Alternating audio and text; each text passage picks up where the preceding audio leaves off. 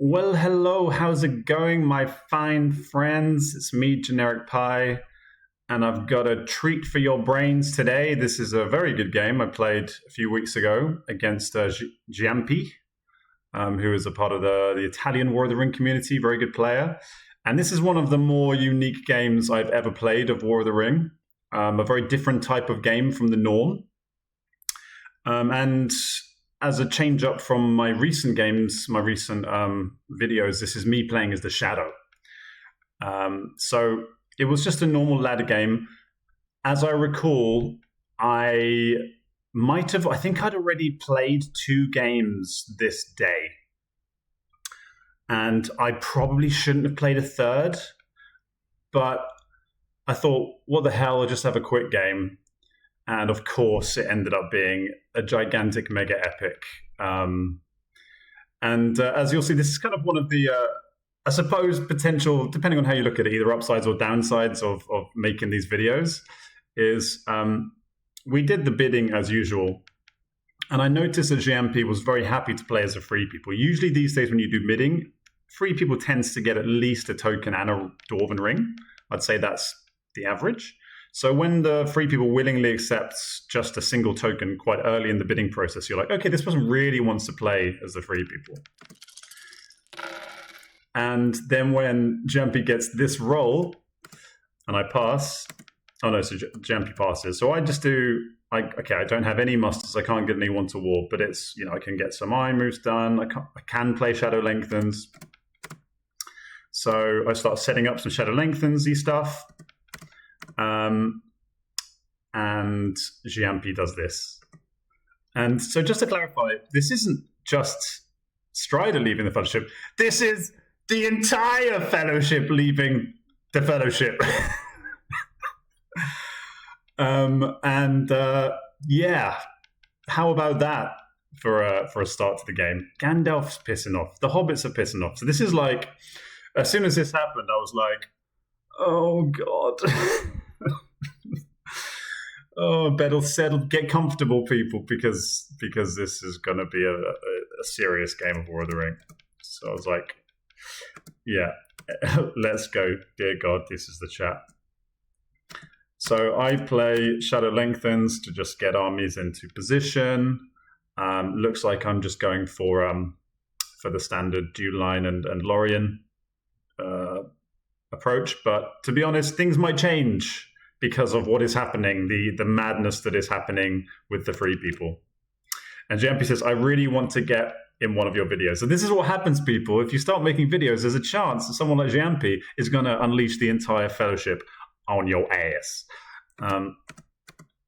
So yeah, it worked, Giampy. Here I am, I'm making this video, right? So let's see what happens. I don't remember this game super well. It's a while ago. So Bozza and Strider head down towards Minas Tirith. The Gandyman goes into Fangorn with Legolas. And where are the hobbits? I'm guessing they're there as well. One of the hobbits is there. One of the hobbits is with the men. And Gimli heads up alone towards the Woodland Realm. So you already notice I'm playing a bit differently. I'm leaving a guy behind in Morannon, which I would not normally do. So I'm being a bit more cautious. Giampy naturally uses a ring. I say scary shit. Got Rohan. I'm guessing it accidentally flipped. People are getting flipped. Oh, yeah, so, okay, I just realized. So, he changed his whole plan around. So Gandalf is no longer in Fangorn. Gandalf is now in Minas Tirith with Strider. And he's activated Rohan with Legolas and a Hobbit in Edoras. So yeah, mad stuff is happening. I use a ring to get Saruman to get an extra die. Okay, I must have had one muster at the start of this turn. I didn't notice. He crowns the king, and I start. So my plan here is to get that army under siege ASAP.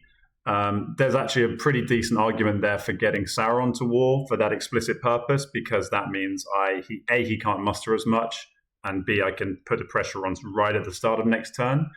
So this way, if he musters straight away, well, having said that, he's going to have to use a die to. There's less of a rush because he's going to have to use a die to presumably evacuate those guys, unless he does something even more of a renegade maverick move, which is quite possible. So I get Deadly Strife and Black Captains. That's handy. He gets Elven Cloaks and Spiral Mortar. To be honest, this game is a monster. I'm not going to do insane, in-depth card analysis because it's just going to take forever otherwise. I go no eyes because he didn't move the Fellowship. I get 3 eyes in the box. I get 1 muster. So I can't get the Witch King this turn, but I can crucially get Sauron to war and start pressuring Minas Tirith, which is the main thing for me.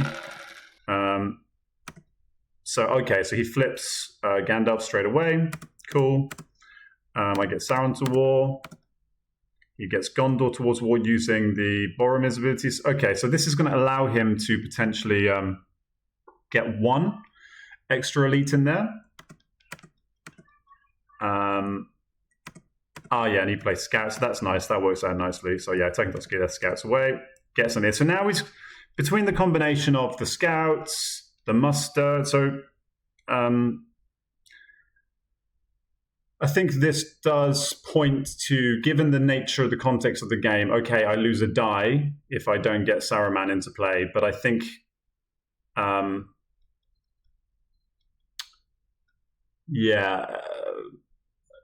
think I might have actually even been better off being a bit more patient in the first turn to actually put Sauron to war instead of Saruman, use the ring to do an extra attack, and then get the Witch King this turn and delaying a minion, but really putting I would have effectively been what would have been certainly a die, maybe 2 dice quicker if I'd done it that way around, because I would have used 2 dice that would have been allocated towards Isengard instead towards Sauron. So that's a little lesson for future me.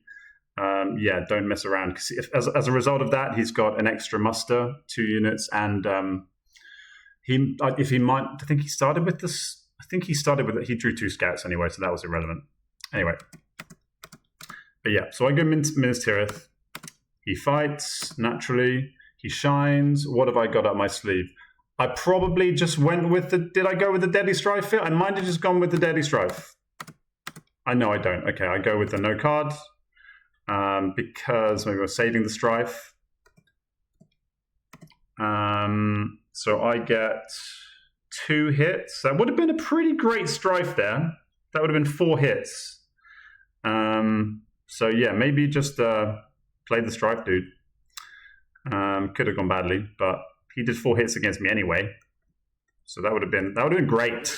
That would have been really great. I should have done that. Don't know why I didn't. Just felt too risky, maybe. So then he musters again into Losanak. And I start trying to reinforce armies and surround him as best I can. And he attacks straight into Osgiliath. Here. Which is, Osgiliath is the crucial position you want to hold. And I think Giampy knows that. Giampy knows that if I am able to reinforce this army in Osgiliath, I could potentially completely surround the Aragorn army. Okay, he can escape through Minas Tirith, but if I'm kind of sneaky about it, I can make it very tricky for that army. So he wants to break out of that. Quite risky for the free people, but arguably riskier just staying. Again, okay, I don't want to lose my Nazgul, presumably. So now using the Deadly Strife is a bit too risky. Plays Heroic Death. Giampy gets 2 hits. I get 2 back, so I'm kind of grinding him down.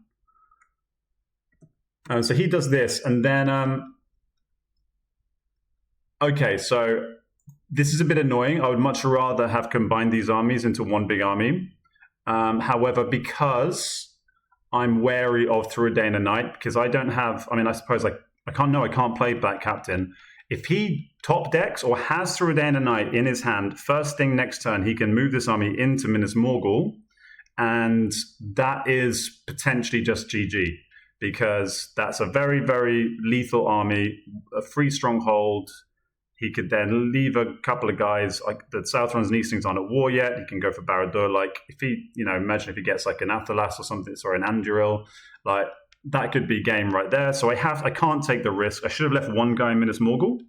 I didn't stick to my own initial rule, which I did in Morannon. I got carried away. So I should have done that. And then I could have grouped up in one army. Although having said that, there is a strength to doing what I've done, spreading the army somewhat. It makes it harder for him to just to get an easy pathway. Although having said that, 3 HP is pretty pathetic, so not great. Okay, so I draw many kings. That's really handy with using the Palantir. And then he gets Paraton Bombadil, advantageous, right? Luckily that doesn't work in Osgiliath. I get Denethor's Folly. I've already taken the Stronghold, which is nice. And Nazgul Search. So he gets this pretty nice roll. Very varied. I also get a nice varied roll. Good, very happy not to see many eyes in the box right now. That's really important. So now he starts mustering in Peligit. So what the hell do I do here? Obviously, I have to be super defensive, be very careful with my musters. That's the main thing. I also really want to get the Southrons in play, but I don't think I can afford to do that right now because the musters I have got are so important. So let's see what happens. I do get the Witch King. All right. Who needs musters? Apparently. Fair enough. Not sure if that was the right play, but I just felt like I needed to get the dice in the game, and it was unlikely he was actually going to win this turn. So having the extra die will help me in future turns, I guess. Yes, now I start moving armies to cover Mordor. So yes, I think that's a decent play. Activating the Nirn guys, getting them into Gorgoroth, getting the Gorgoroth guys into Minas Morgul. Cool. He now goes for North Ithilien. Right, so I'm probably going to lose a couple of Nazgul here. You would imagine. He shines. No card, no cards. He gets the 4 hits. I get 2 back. And then he doesn't move in.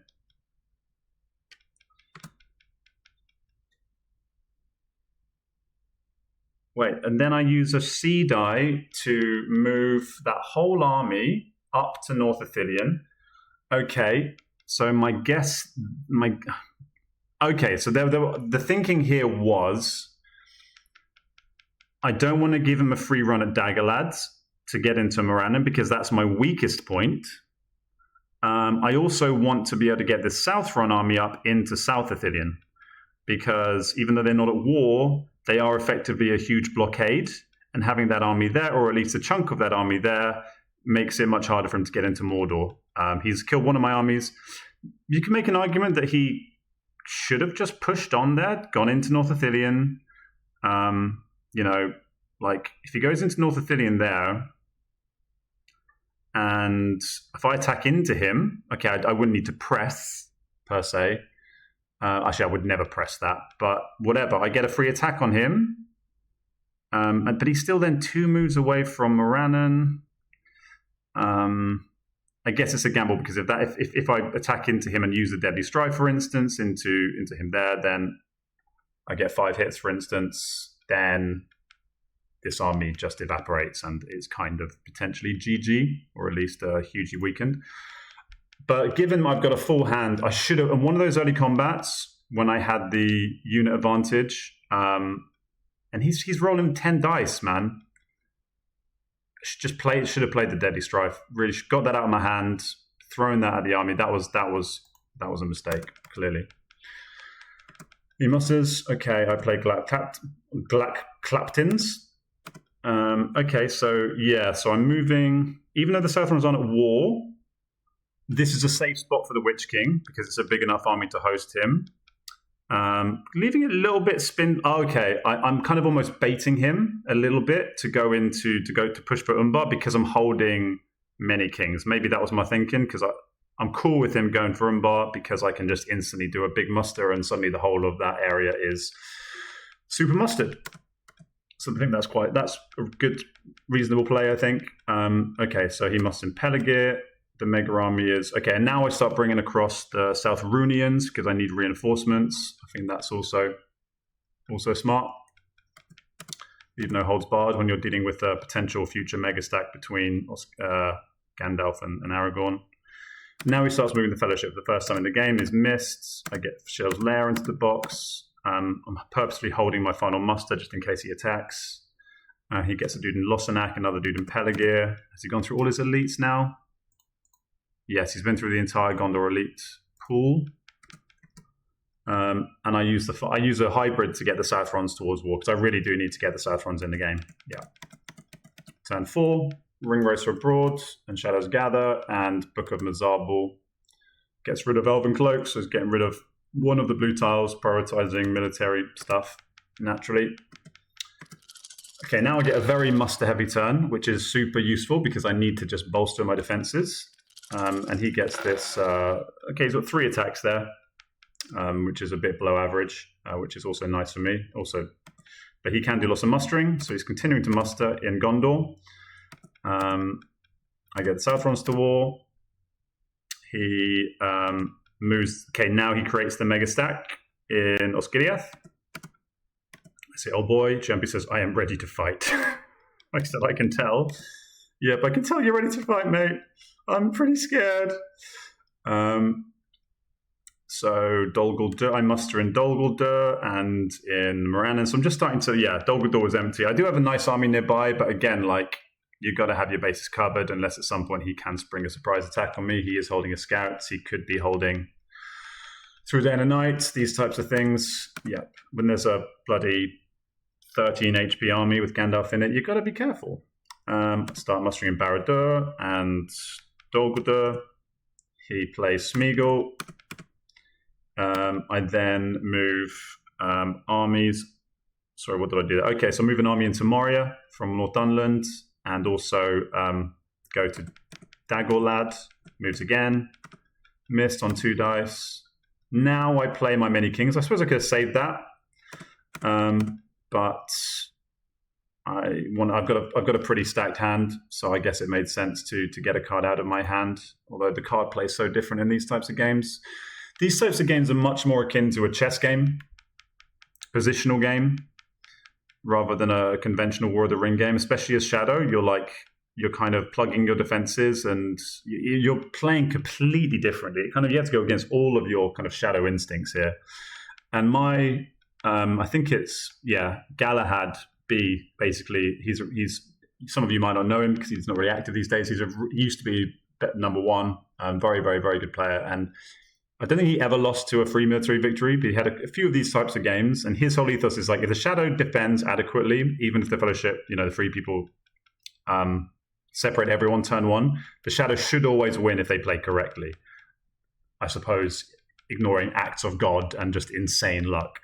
And I kind of, basically what that tells me is if you're positionally strong and defensively resolute and you are careful, then the Shadow should be able to grind down the Free People's Forces. And maybe that's why I didn't use the Deadly Strife, but I think to not take a risk is in itself taking a risk. So I do think, I should have played the Deadly Strife earlier. Just have a go at that Rohan Force. But when the army's not this big, now when it's this big, it becomes much more problematic. Okay, he's drawn into Book of Mazarbul, which is super handy. Allows him to get the Dwarves to war. Giampy says, just so you know, there are also the Dwarves. I do a sad face, because I am sad. Again, elite into Dol Guldur. No, I don't. Did I change my mind? I don't know what to do with the sea die. Okay, so I bring the Dagorlad army across, and now I've got 2 very sizable stacks, 2 like absolute meat factories. And I've also got a pretty nicely stocked Mordor with there are dudes everywhere, at least. He starts getting armies in Erebor, so I've got to worry about that now. Again, elite in Dol Guldur. And I should really start worrying about the Jew line soon as well, because that is another big concern. So let's see if I do anything about that. So I get Shadows moving and Lure of the Ring. He gets Help Unlooked For and Horn of Gondor / Mighty Attack, more importantly, in this type of game. Oh, I have too many cards. Obviously didn't discard one. I got rid of Denethor's Folly. Yeah, that is definitely the card to get rid of. He plays the red arrow for the card effect. Quite surprising using in a game such as this, scouts have increased value. Obviously, in his case, getting the Rohan to war and getting a muster at the same time also has increased value. So I think it's a very reasonable play. But that scouts might have come in handy. I suppose he has got a strong hand though. So yeah, he has to play cards. Now I start doing shadows, moving armies around. Okay, so I'm kind of almost, looks like I'm kind of giving up on Lorien. Man, this is, what am I doing? Move dudes into Morannon. I kind of used that for the sake of it by the looks of it. What did I do there? I moved the guys from near Harad to West Horondor, did I? Yeah, near Harad to West Horondor. I'm kind of just covering all my bases. I guess I want to get an army in. I'm playing super defensively. My God, this is so defensive. He draws Guards the Citadel. I draw Rage of the Dunlendings. He gets an Elite in Erebor.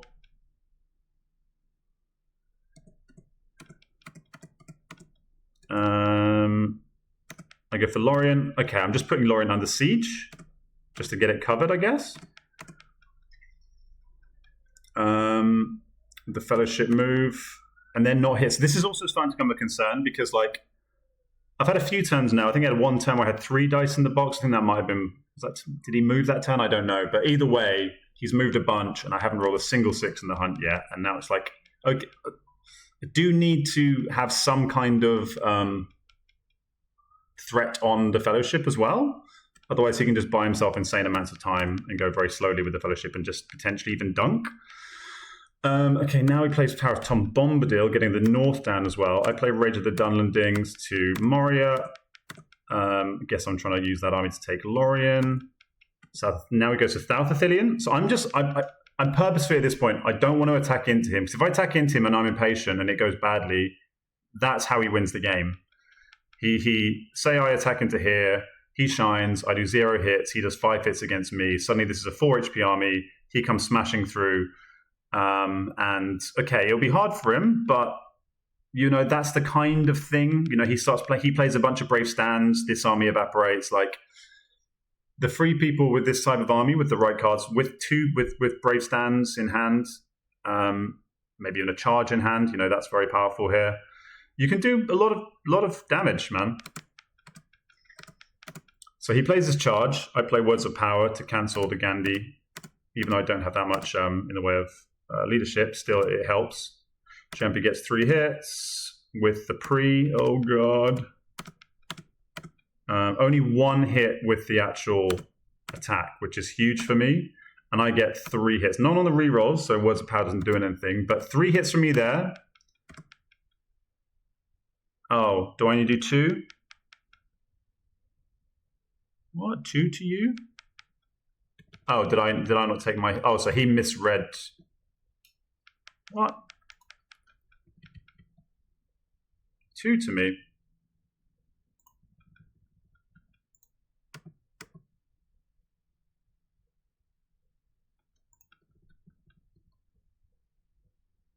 It was only should have been 1 to me. Oh, whatever. I think it was fine. Kellerborns and Dead Men. Oh, great. Dead Men, just what I need. I get Balrog. Kind of handy. Shadows as well. That's really handy. Other thing Shadow has to be careful in these games is, like, you can over-muster the force pool and you can end up with, like, no elites left on the map. Like, because I'm using the South Rons, it's not such a big deal, but that can happen and it might happen later in the game. Fellowship is okay. Keep rolling eyes, bro. Sounds so American, bro. Let's have a look at the stats. So I am +4 on eyes in a bloody game where I haven't hit the Fellowship once. That's not great for me. -4 on musters in a game where you really want early musters as well. But yeah, it's not critical. I think I played safe enough to cover my arse. A bunch of attacks. He goes to South Indian again. So he's trying to kill the Witch King here, which presumably was his intention, attacking at the end of the turn when I would not have an opportunity to escape. Did I have a chance to escape? Did he change the turn order? Let me have a look. Yeah, it looks like that was the last action of the previous turn. So yeah, he's clearly I say, oh god, Witch King's going to die, isn't he? He plays no quarter. Luckily for me, he only gets 3 hits. Yeah. So he was. That was. Well, I don't know what the. I'm not sure. I don't think you should expect 5. Do you expect 4 hits on that many? It's borderline. It's borderline. Put it this way: if it killed me there, I would not have been surprised. I get 1 back, but luckily the Witch King survives. That's the key thing. I'm able to. I then split my armies again. Just absolute packing the meat into the cubes, making it so he has to just churn through a load of offal and gristle and dead oliphants in order to get anywhere. I'm just making this an absolute grind for him is my intention. Giving him no easy routes. So he plays Celeborns, which is maybe an argument for. I don't know why it's been quite. To be fair, you do have to be wary. I don't think that was like. I'm playing the slow game here, people. If you can't already tell, so I was in no rush to take Lorien. He plays Celeborns. I now move army across to Dol Guldur. He plays King Brands. Bloody hell! Draws into Thranduils. God damn it! I take Pelargir. What was my thinking here? Why would I go for Pelargir? Is that just to take away a mustering point? I mean, I don't think he's really got much left to muster. He's got very little left to muster. He's purposely left 3 guys, which is also quite conspicuous. Yeah, don't know why I did that exactly. Got a hit, he gets a hit back. Opening up a potential route to Umbar for him there as well. I do have a muster though. Umbar would be hard to take, especially because he hasn't really got. What's he got? He's got a Valor. He's got a couple of mighty attacks, but it would be expensive for him to take down Umbar once I muster an elite in there. Sudden Strike as well though, but that's a dead man. He moves the Fellowship. I still can't hit on 4 dice, so the second turn in a row. So I was starting to get a bit frustrated at that point. I literally then just moved back again. Okay. Oh no. Okay. No, I don't. Yeah, I do. I move 2 army moves to then combine in West. Why did I do that? This is maybe because I played through 2 games this day. I don't know what I was thinking. Am I just trying to sneak a victory point and waste his time, make him split? Maybe I'm trying to get him to like shrink his army by moving into Pelargir, making maybe like opening up Osgiliath or something. But I can't attack into Osgiliath with either of these armies anyway, so I don't know. I start mustering Oliphants. Oliphant Factory goes brrr. South Athelian again. I no card it. He plays Valor. He gets 3 hits. I get 1 back. Why did I only roll? Oh, okay. Did he shine there? Whatever, who cares? I got 1 hit. Every hit matters, people. Every hit matters. Every little counts. Taking it. Day 9 for Guard and Elven Rope. He kills Nazgul Strike and calls. No, I kill Nazgul Strike and Lord of the Rings. So I'm killing some of these cards. I get Threats and Promises. Yay! Woohoo! Threats and Promises. Only 1 eye in the box this time. An absolute metric ton of musters. No army moves, but I don't mind that role in this situation. Start mustering elites. He gets Rohan to war. Yay.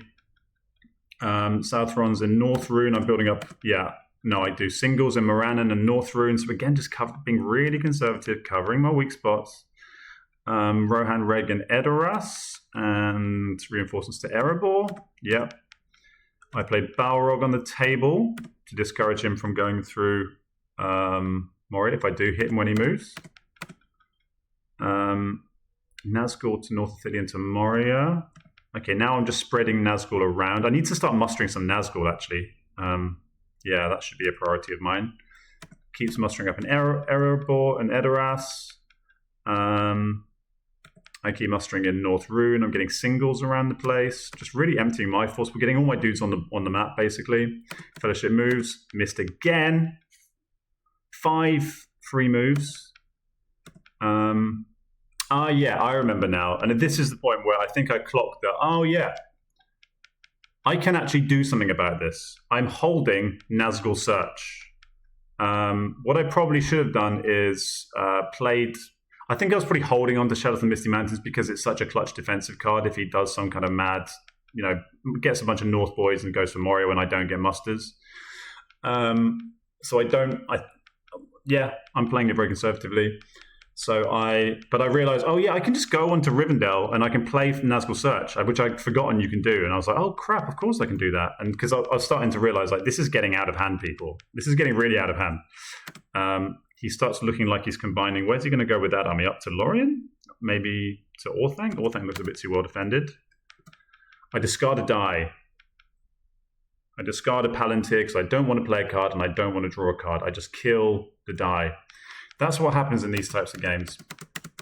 Turn 8, Grond, just what I'm looking for. Dread and Despair, happy to see that. And Swarm of Bats, also happy to see that. He has to get rid of a Mighty Attack because he's already got one. So he's having to get rid of some kind of useful cards. He gets this roll, which I'm pretty happy to see. More P, please, he says. All the Ps. Fellowship moves. This time they are hit and they're revealed. And he has Gollum. They're not revealed. And I say, nice. I totally forgot. So yeah, that means only eyes can reveal him, which means there's only like a 1 in 4 chance every move. Well, obviously it increases with every move, but the chance of hitting an eye are just, they're obviously getting revealed is much lower. So that Nazgul Search has increased value. Yeah, Nazgul Strike is good. Nazgul Search in particular is handy. He plays Danes, all the leaders. Look at that, a 2/5/5. Bloody hell. I put Rivendell under siege.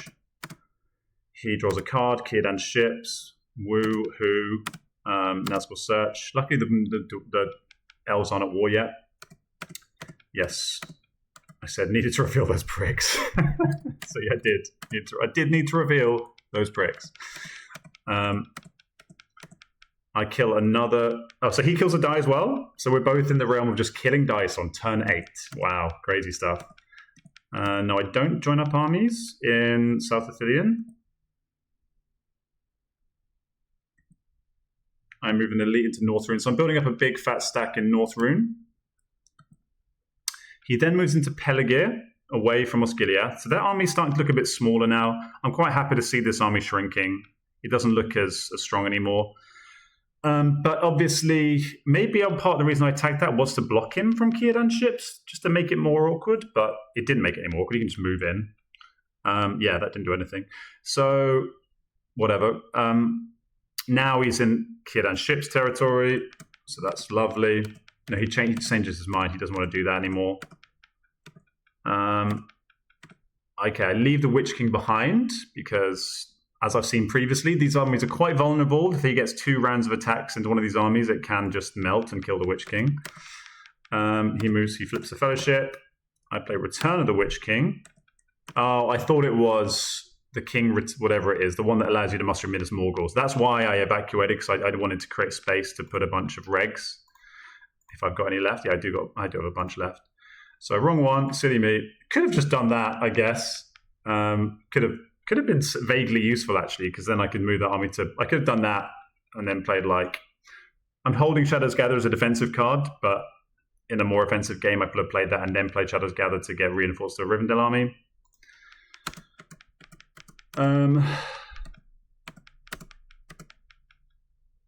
I decide not to play it. Instead, I muster an elite.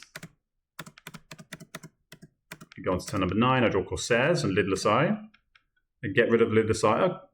Word of Power does have value here, though. Attacking into a Gandalf army. But I guess all my other cards also have value. So maybe it was kind of the least... It was kind of and my armies aren't really big enough to really confront that army when it's in a fortification. So I thought it was probably better to, and I don't have enough Nazgul. So yeah, there is logic in not keeping that. He gets an elite in Western Met. I now go for Osgiliath from South Athelion. Okay, looks like I'm doing something, people. I feel like maybe this army now is small enough that I can afford to just take some risks and try and grind it down a bit more. He says this is Strife or Onslaught. Hope it is Onslaught. I guess now I've got 2 Deadly Strifes. So he's gambling that I'm playing an Onslaught. And luckily for me, he doesn't play Daylight here or Heroic Death. Either of those would have been, or Brave Stand. I mean, yeah, I think in his shoes, there's more Brave Stands in the deck. He might be saving them. I would have probably played one of the more defensive cards there, just to cover your ass. Brave Stand kills my Deadly Strife outright. And the Daylight makes it significantly weaker. And I get 3 hits, which is really big. He says it will Strife, yeah. He gets 5 back, so my army is diminished. But that is arguably the most significant combat of the game so far. Wish I played my other Deadly Strife earlier. That would have been big.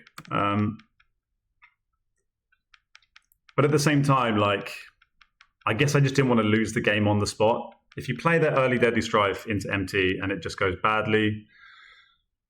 But at the same time, in these kind of games, you've got to take gambles, because the longer you hold those strifes, it's more likely he's going to have cards like Brave Stands against you. Like, I could have been screwed there so badly if he plays a Brave Stand. I would have been rolling 1 die. 1 die! Yeah, I think that was a minor error on Giampy's part. You save it for another fight. Gamble on me playing an Onslaught. Yeah, he gambled on the Onslaught. It didn't come off. Elves go to war. South Elite into North Rune. Okay, I'm getting that army in North Rune is now pretty hefty. That's nice. Okay, that is nice. That can hold its own somewhat against the Gimli army. I start moving it across. Pass.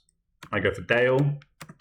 I play some more bats. Should probably get the Witch King up there, really, and some Nazgul just in general. So I get 0 hits. That's cool. And he gets 2 back. But okay, that's a really crucial position to hold, because it means I'm protected, but I can kind of go either way. That's a real nuisance for the free people. Put it that way. That army is an absolute nuisance for the free people. Now the North are at war. I've done him a favor there, but I can also that means I can get the mouth this turn. I draw Mithril Coat. No, so he draws Mithril Coat and Sting. I draw Mortal Wound. The Fellowship moves. They are missed. Of course they are. Mouth comes into play. Night on turn 9 when the Fellowship is in Old Forest Road.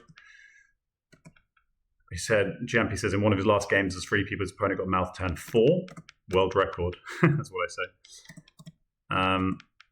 Okay, then he plays Kirdans. That reinforces that. He says, if you thought Aragorn was done. God damn it, here he comes again. I'd consider killing the die. And then I decide to play Shadows. Okay, that's not hugely efficient. Why am I doing that? Also because, like, I should have probably been quite wary of Mount Gundabad at this point, because Mount Gundabad is pretty unprotected. If these armies join up, you can have a race on your hands where he's doing a huge charge to Mount Gundabad. Yeah, so that's something to consider. I guess I just had a full hand.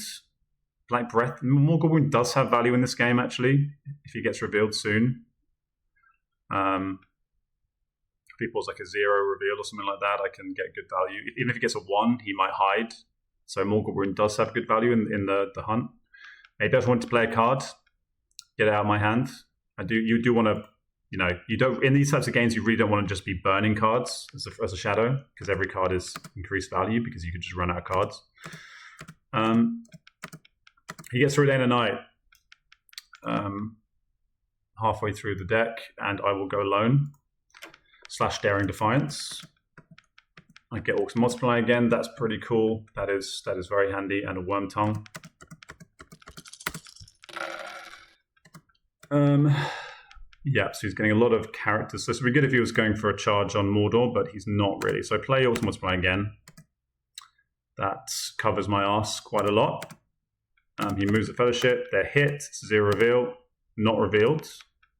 I get 2 dudes on to him. I start moving guys. So I'm kind of leaving Gundabad. Oh yeah, also by attacking here, I do take away the northern mustering point as well.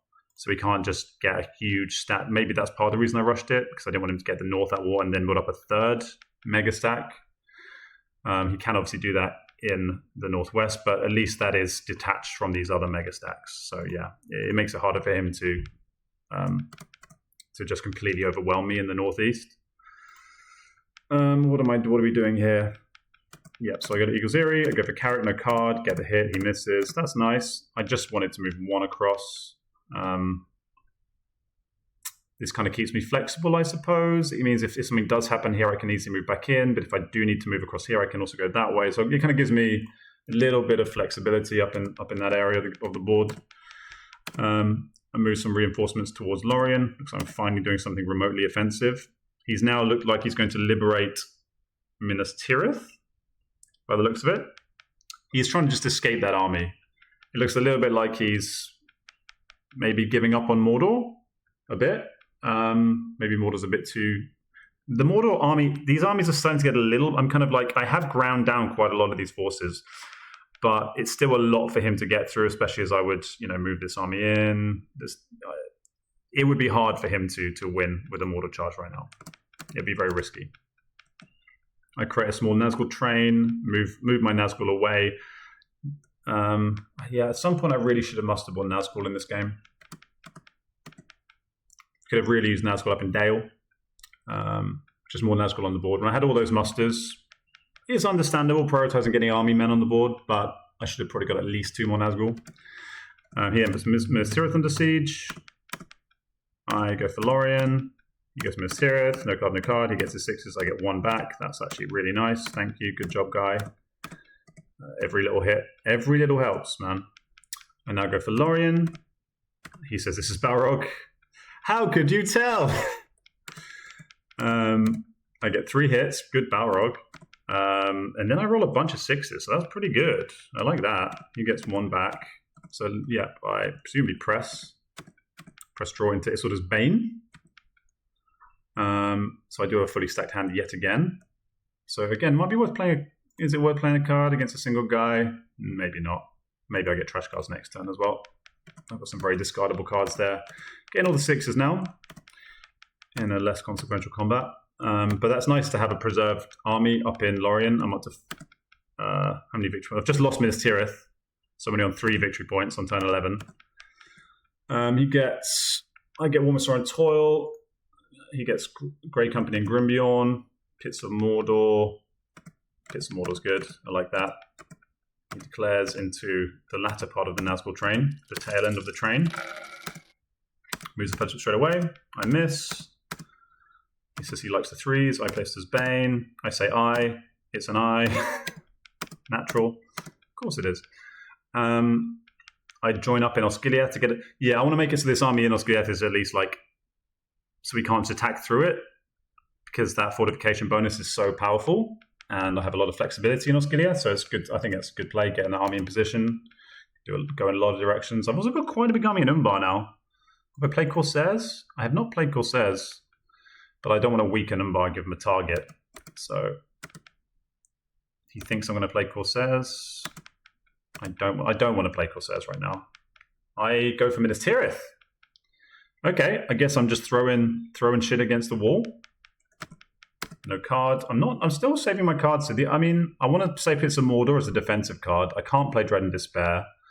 Could have gone for yet another Deadly Strife there. I guess I'm saving that.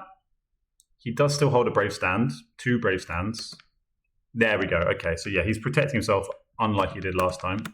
I don't get a hit. He gets 3 hits. So yeah, that didn't get me. The only thing that benefited me was getting rid of a Brave Stand, which is good.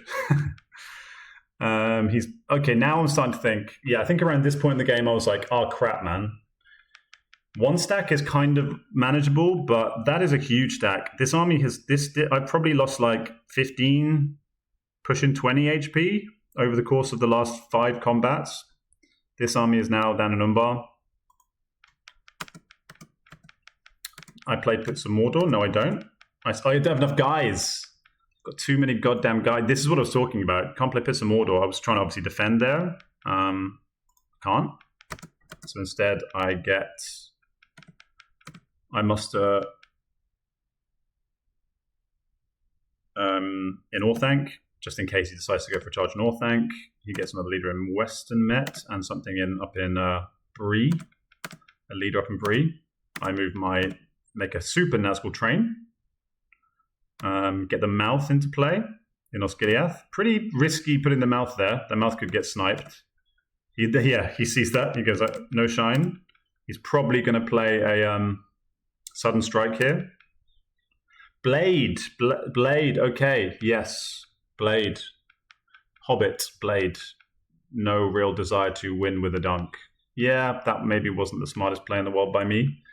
But he's giving me 7 rolls against him on 5s, which could be valuable.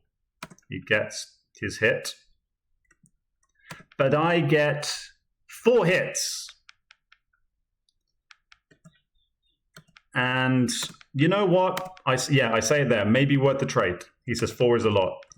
And that was a risk he took. Maybe it's worth it for him. But to be honest, in a long game like this, I'll take that trade all day. I lose a die. I'm playing the slow game. That has crippled this army. There's no real threat from the Gondorians anymore. My plan has broadly, this is equivalent, if anyone watches football or soccer, this is equivalent of like what we call parking the bus, where the team just sits deep, defends, plays the ugliest, dirtiest, most boring football imaginable. That's what I'm doing. I'm parking the bus. I'm being super, super boring. But it's grinding him down. I'm letting him kind of, take the risks. Muster and Minas Morgul. I don't muster and Minas Morgul. I play Bits of Mordor because I get 5 guys. Okay, so I just want to get some guys on the board. I've got, again, fully stocked hand, so I don't want to keep burning cards. And then I move an army to Dimral Dale.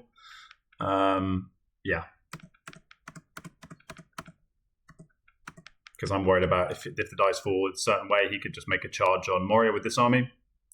Because I don't have any rings, so you could get one of those horrific turns where you can just take Moria. Right. So I get New Powers Rising.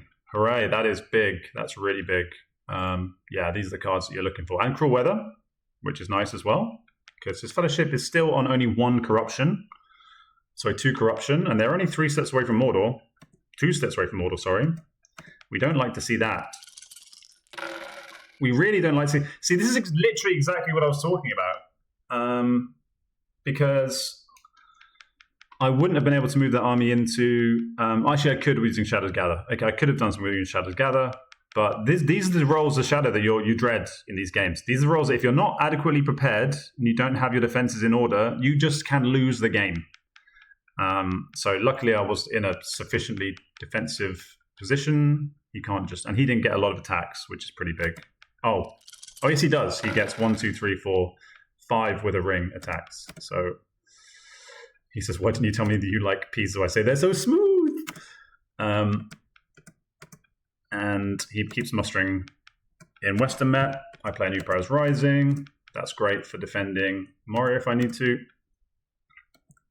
He musters in Helm's Deep and in Bree. Yeah, so now the Northwest is becoming an issue. He moves to Fangorn, and a little dwarven busybody starts heading up towards Angmar. He goes to Path Celebrant. And this is, I think, maybe arguably my biggest mistake. One of my bigger mistakes in this game. I discussed this game with B. Hilly afterwards, and he said what I should have done here. And I really thought about this, and I think I seriously considered it, was I should have split this army in 2 and sent some of it to Lorien and then the rest to Moria. So yeah, maybe like 3 into Lorien, 4 into Lorien and then 2 into Moria. So then you have a full stack in Moria and a pretty solid army in Lorien as well, something like that. That would have been perfect, a 4 and a 2. And I think I overthought it, and I was like, look, if he takes Lorien, it's annoying, but I'm playing the long game. If he takes Moria, if he like goes into Moria, because like put it this way, if he goes for Moria with that army, he can just take Moria. He can just take it next turn, first thing, if there's only 5 guys in there and he plays strong cards. So I wanted to deter him from going for Moria. Like looking at it now, it's not quite as bad a move as I've given my overall game plan. But keeping Lorien does mean that, you know, I'm holding on to strong. I don't know. When he said it, it felt like that was a really... Oh, yeah. So... Right. So what did I do there? Okay, so I cover Mount Gundabad. I leave the Witch King behind because I don't want the Witch King to die, and I move everyone else into Moria. So that's 9 HP against 12 HP. And obviously I'd fight at least 1 round of combat before he attacks. So yeah, I think that's... But I do give him back Lorien for free, effectively. And he goes for Lorien. So he's making sure to prolong the game. Splits the army in 2. So I'm glad he's not... I've deterred him from going for Moria. Like, I'm kind of gambling on him not being able to dunk just by throwing enough shit at him and eventually just grinding him down through all of the C cards eventually. I haven't really got many of the C cards I can throw at him yet. I've tried this with his Bane, but I think pretty much all the others are still in the deck. I just happen to have got all the other front-loaded character cards. So, yeah, he splits army. So I'm not like, okay, it's inefficient for me. It means the game's going to go even longer. But I think there is an argument for that play if you're playing this like parking the bus strategy. Oh, yes, he changes his dudes, keeps Legolas in Path Celebrant. So yeah, I let him do that. He puts File in the box, and we go into turn number 13. Fighting Urukai. And I kill Flocks of Crebain, because I still don't have many Nazgai. Yeah. Hoping to play Morgul Wound at some point. Now he goes for Lorien. No card, he gets a 6. I get no hit, that's annoying, but it's what it is. I now go for Fords of Eisen. Okay, so I'm seeing my chance to go for a weakened Rohan. He plays Confusion. I get 2 hits, but I 2 back against me, including 1 from Confusion. He also has no one in Fangorn, although he can literally just move there. I go for Helm's Deep with the 5 guys. I play Fighting Urukai. No cards. I get the 2 hits. Helm's Deep falls. So that's nice. He's kind of like, it's a bit of a trade-off. He's taken Lorien, but he's given up Helm's Deep. I could have maybe held both. Especially because I had Corsairs in hand, actually. There is an argument here. If I hold that, so let's imagine this. So let's say I held Lorien and made it really hard for him to take right now, and then I play Corsairs. Then it puts me up to 7 victory points. 7 victory points. Then all I really need is Rivendell and Pelargir. So yeah, I think this is what Bahili was saying, is like, if I'd kept Lorien between Helm's Deep and Corsairs, he's already played Kid and Ships, there's bugger all left in the Ministry of Force.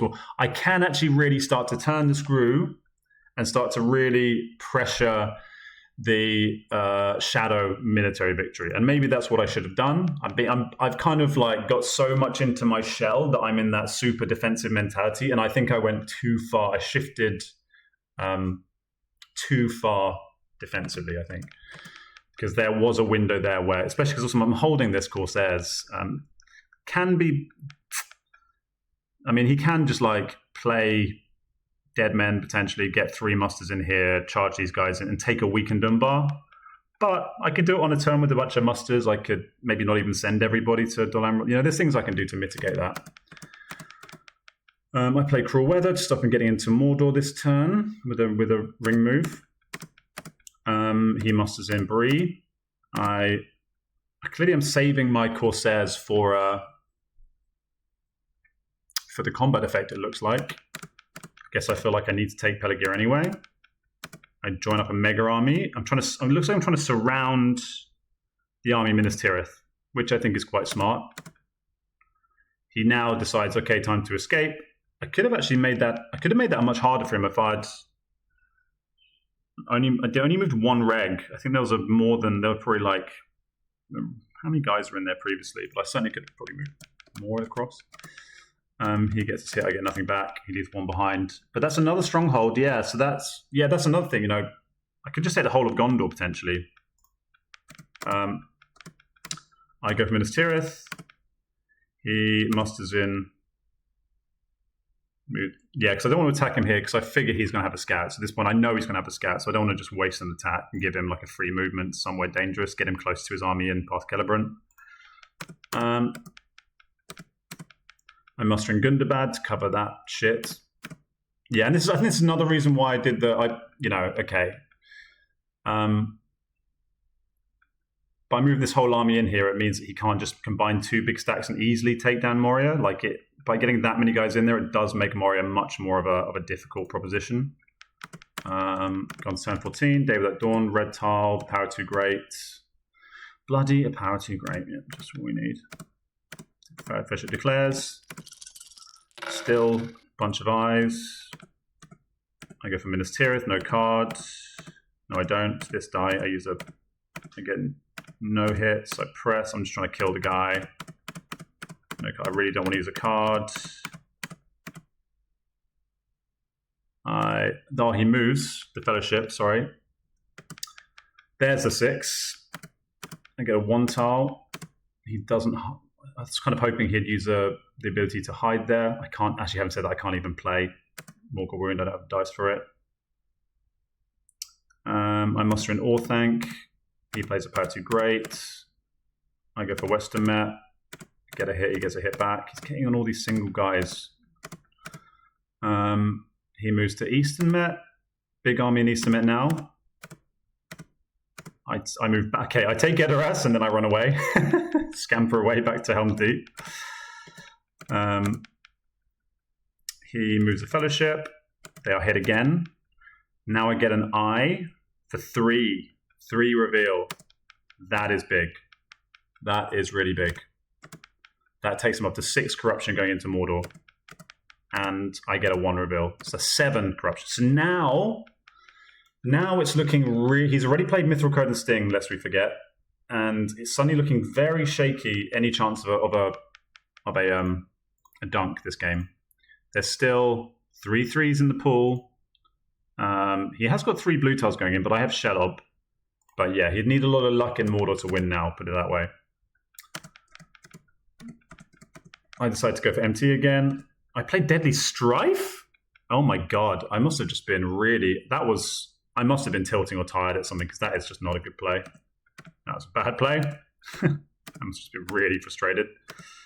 And then I draw Dreadful Spells, which would have been very handy. Killing that type of thing.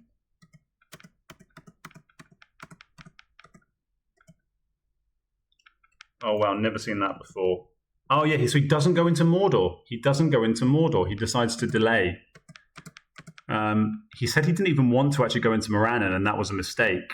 If he'd told me, I'm sure I would have probably allowed him to change, but unless I, drew the second tile quite quickly. But anyway, so he's just going to sit there, I guess, and then wait to the last second to reveal. Sorry, to hide, or maybe not hide at all. Right, so I'm still holding Morgul Wound, right? Yeah, so I can play that anytime. I say muster City, because we both have tons of musters. He musters in Bree. I muster in Moria. Regular and Fold. Mustering. Now I start getting loads of Nazgul, apparently. Okay, a lot of lag going on here. Moria. More reinforcements in Fold. In Bree. You're both just mustering. Obviously, you must have a lag or something. I play Morgul Wound. Yep, that's good. He keeps mustering in Bree. More mustering in more Nazgul again. He plays Bilbo's Song. Okay, that helps a lot, obviously. But he hasn't got too many of those cards left. I think he's got Athelas, but he would probably want to spare that for an Anduril. He musters... No, I muster in Umbar. He then moves across towards Western Met. Is he going to take back Helm's Deep, maybe? Get another Deadly Strife / Horde from the east and Palantir. A bit late for Palantir. Because of that, I get rid of it, because it's so late in the game that what value does that? I've got such overstocked hands anyway. I do have Day Without Dawn. I must have had that a little while. No eyes added. He gets a bunch more Palantirs. Let's have a look at the dice at this point. So I'm rolling pretty hot, actually. Doesn't really feel like it that much. I feel like, yeah, I'm surprised that they're that high. A lot of those 5s must have been misses, because I certainly don't feel like I've been hitting like crazy in this game. And he's up as well. Yeah, that kind of scans. Yeah, I haven't been playing many Deadly Strifes and Desperate Battles and all the cards that make the 5s useful for the. Although I suppose I did get a few hits in Field Battles on 5s. I muster more in Orthanc. Muster more in Orthanc. He discards a useless die. I combine him for Zavizan. So again, I don't want to attack him, but I want to get into a flexible position whereby if he still has to attack into a fortification if he wants to take on that army. And I can play. Did I get rid of Dreadful Spells? That seems a bit weird. He starts going for Mount Gundabad by the looks of it. I move Hollin Army up to Troll Shores to protect Rivendell. Yeah, I join up armies in. Right, so I'm actually just threatening to attack the Etenmoor's army. What happens here? And I move an army up to Mount Graham just to make it, because I want to be able to muster an elite in here anyway. And this makes it so he has to attack, and I might get a cheap hit on him. So he musters again in Bree. I play Horde from the East for its card effect. I just want to get more dudes on the board, obviously. On they went goes in the box. In the pool, sorry. Helm's Deep is attacked. So I'm giving up another cheap stronghold here, which again is very debatable. Did I need to do that? Did I need to keep prolonging the game? No, I didn't. I don't know why I moved that whole army. I could have had a big army in for Zavizan without having to... I don't know why I did that. I've done that twice this game. I don't need to purposefully leave armies like super weak. Like just... That's how the free people lose a lot of their units, is by attacking into and trying to take strongholds. I'm making it easy for them. Why am I making it easy for them? That is bad. That is bad. I can play Half-Orcs and Goblin Men. I go for Western Met? Okay. Oh, from Edoras? Fair enough. Am I surrounding them to attack into them? He does have Dead Men of Dunharrow. Farther from the Deep, about time. Path to Woses. Oh god, that's dangerous. You can play Path to Woses into Druiden or Lossanac with a huge stack. That is not good. Yeah, I must have forgotten about that. That's not good. That does again mean giving up potentially Helm's Deep though. Helm's Deep, no card. He takes it. Yes, that was again bad play by me. I play Day Without Dawn, kill just a single will. Against 6 dice, is that worth it? Maybe not, maybe. I go for Pelegir from Osgiliath, no card. And then I open up, I literally open up Path of the Woes for him. I don't have enough guys to play King's Revealed. So yeah, look at that force board. I've almost got all the shadow guys on the board. I play Falcon from the Deep, get a 1 reveal, take him back up to 7 again. Could have waited for him to hide to play that, to be honest. I draw another card, get Ring is Mine, put the Ring is Mine in the pool. Pool's getting pretty bad for him now. He goes for Mount Graham, no card. He gets all the hits, I get 1 hit, that's good. Good job, Mount Grammage. I muster in Gundabad. So that army's probably not going to take this. He goes for Western Met, no card. He gets 1 hit, he gets 2 hits, I get 1 hit back. Another good hit. So yeah, this army's once again shrinking. Doesn't take much for these armies to just start evaporating. And then move up to Edimos. This is quite a cool play, actually, because this army now is trapped. This army cannot, retreat. So if I get an attack into it, it has to just fight to the death. It's going to win. It's got way better, HP and rerolls than me, but funny little situation. Faramir's Rangers and Athelas gets rid of Faramir's and gets rid of an Ent card.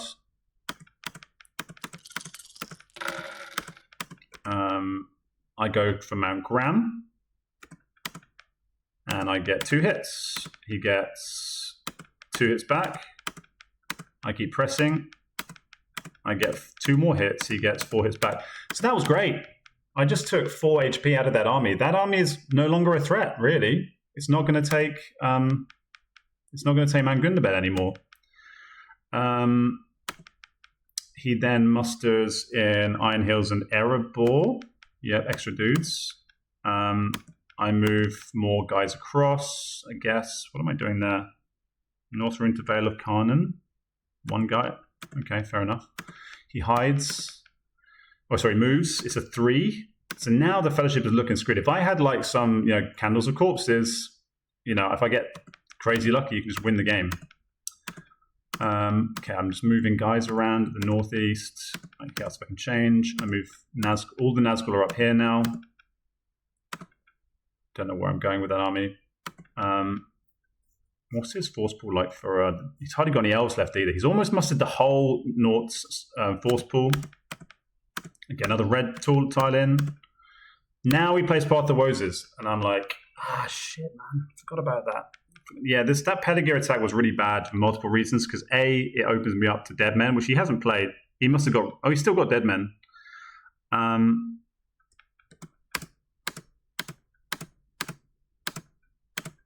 I move to West Hirondor and up here something. He moves to North Athelion. He's trying to go for Daggerlad, I guess. I play Musterings of Long Plan War and get shitloads of guys in there. He goes to Minas Morgul. So now it feels to me like he's kind of doing a desperation play.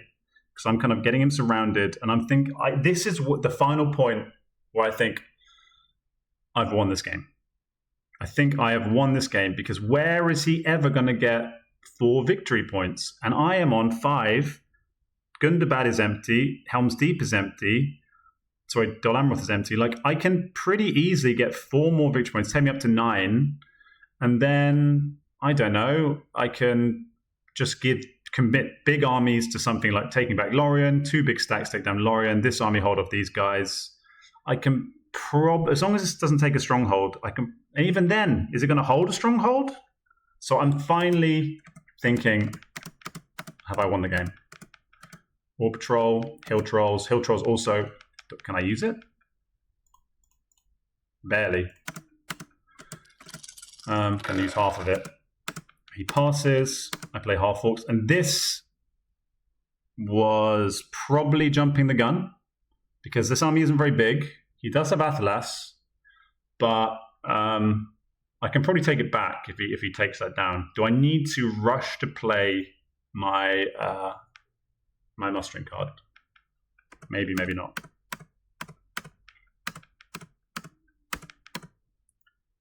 Now we go to Helm's Deep.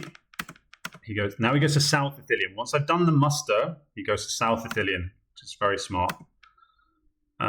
He plays Brave Stand, so he knows that he's going to be fine here. This is probably part of his plan. It's like misdirection. He presses. I then go to West Hirondor, and this army comes out. I muster in Umbar straight away. He goes to West Hirondor. No card, no cards. He gets 3 hits. I get 1 hit back. This army's not very big. And we reload. Wait.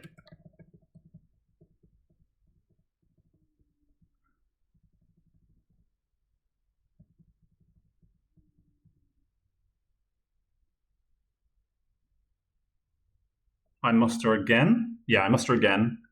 Then he goes for Umbar. So it's 7 HP against 6 HP. He's got all the rerolls and he's got Anduril.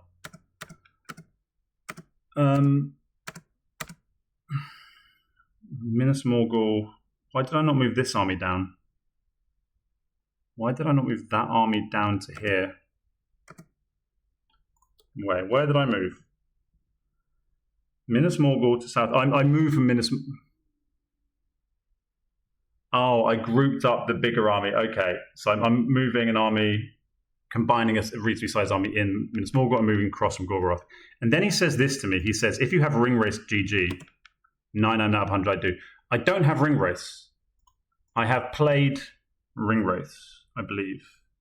So when he says this, I'm like, what the fuck? What have I missed? Ring race abroad. And also Black Captain Commands. He says, I'm like, what? What are you talking about? How am I going to lose what? And then he plays through a day and a night, and he takes Far Harad. He's got 2 dice left. He's got 1 die to take Angmar, because I can muster, but he can take it. And then 1 die to take down this with Anduril. And this is like one of those like mind exploding, like, you know, the meme with the guy going like, but like in a bad way. That was me. I'm like, I've worked so hard for like 3-4 hours here. I've been grinding. I've been like denying myself dessert for a year. I've been working out. I've been doing all the reps, all the hard reps to beat Giampy in this grind of a game, which has been one of the like most intense games I've ever played. And then he's done this brilliant play. He's just done this absolutely brilliant play. And there were times in the game where I thought, you know, I should maybe just get like a single guy in these two, just in case. But then you get distracted and you have other priorities and you don't do it. And now I'm in the situation where if he can take down 6 HP with a sudden strike, an Anduril, a Brave Standard of Daylight, very good cards, then he can win the game. I have a We Come to Kill and a Move a Kill, but is it going to be enough? I said if that wakes, yes, he then checks the discarded cards. So I go for Mount Graham, just hoping of hopes that I can get. I mean, it doesn't really matter because however many hits I get, I can't get enough hits. I guess I could play We Come to Kill, Dread and Despair. I probably should have gone for the We Come to Kill because then if I roll 5 hits and then get 2 hits on the We Come to Kill, then in theory I can win the game. But then he plays a Sudden Strike here to protect himself here. He gets 2 hits, so that ain't happening.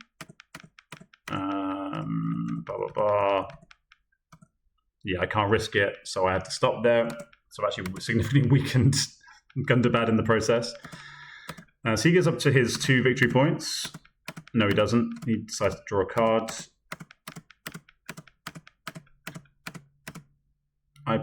Oh, yeah. And then I play All Patrol with his Palantir for some reason. Because if I get a 3... This is actually really funny.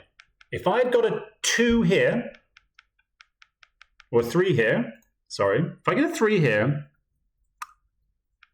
I win the game. Well, not necessarily. I don't necessarily win the game. If I get a 3 here, he hides, but then at the end of the turn, he auto-corrupts because he hasn't moved or hidden, which means he doesn't have the dice to win this turn. So if I'd got a 3 here, and there are 3 of them in the box, or a Shelob, I technically win, or I force him to... Oh, no, because he's already revealed, so he can't even use the ability. So, yeah, I think I would automatically win... Oh, no, I wouldn't win the game. Yeah, I would win the game. Even a 2, because he can't hide. A 2 or a 3 would win me the game, or at least force me to extend the turn, which means I can then retake Harad. So, yeah, this was actually like, gave me a really legit shot. And it's a 1. And it's a 1. But even the 2, because of the auto-corrupt, it would force him to hide. And apparently, according to the win conditions, that it is calculated first. So I would have won in that instance, or at least forced him to do something. So anyway, he moves away from Far Harad. Is that some kind of? Is that just a fun move? Is there some kind of? Maybe he's dodging something that I'm not thinking of. He asks if I want a sortie. I think I'm good. What do I do? Move guys into Mangundabad. I should have moved the South Athenian guys south, surely. Go away. Then he goes for Umbar. It's Moomakil against Brave Stands. Yeah, great card play. He gets 1 hit. I get 1 hit back. That's big. He then plays, I get Valor. He plays Valor. He gets 2 hits. I get 1 hit back. So I'm not getting the hits I need here, guys. And I say, yeah, so if I get like 1 more hit on those cards, then he plays the Anduril. And he gets, and I'm 1 hit away. I'm 1 hit away from winning the game, effectively. Because if I get that, and I didn't have a card I could have played there.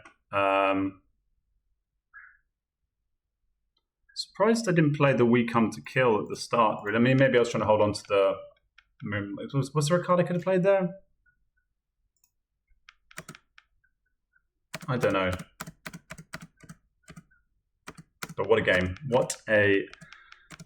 and I really thought I'd won the game. I really thought once he had to retreat from Minas Morgul, or he kind of went into Minas Morgul, I just thought, how is he going to win? How is he possibly going to win? Like, these armies, like that army is just... Is it going to be able to get 4 victory points? I don't think so. And he eked it out by a single guy. So fair play, Giampy. You did it, man. You got me in the end because of, like I had the chat with Bihili, and I do think that he's right that I could have really pressured him by going for the 10 victory points. But having said that, like, my strategy was working. It was objectively working. But I just had a small oversight. I did that silly attack into Pelagid to open up the path of the Woses, which was unnecessary. I should have at least left 1 guy behind. That was just tiredness, and like, hardly played any Shadow. All my games have been 3 people games for ages because that's what I've been doing. So I'm a bit rusty on some of like the stock rules, just like always protect from Path of the Woses. But when it's your 3rd game of the day and you're 4 hours in, you do just make mistakes. So if I protect against that and then just got a single reg in both of these at some point in the game when I had a million opportunities to do so, I probably the strategy would have been slow, ugly, but it was objectively working. Like, I don't think he had a way in. I ground him out. So I kind of stand by it. The other way might have been a way of actually winning the game rather than almost forcing the 3 people to lose the game. It would have been quicker, and it might have paid off. But I think it would have also opened me up to more chances of potential comebacks via, I don't know. But what a game! What an amazing game! Stats. So I was plus 11 on 5s, plus 3 on 6s. So again, as I said, I don't think a lot of those 5s really mattered necessarily, but a few of them must have. But then he's plus 8, so we're both probably about the same on hits overall. And the dice, he has plus 12 on Palantirs. Jesus Christ! Okay, so I might have that definitely helped me. That definitely helped me. But anyway, thanks for watching, everybody. What a great game. God bless the Italian War of the Ring community. You guys are hardcore, and see you around. Bye-bye.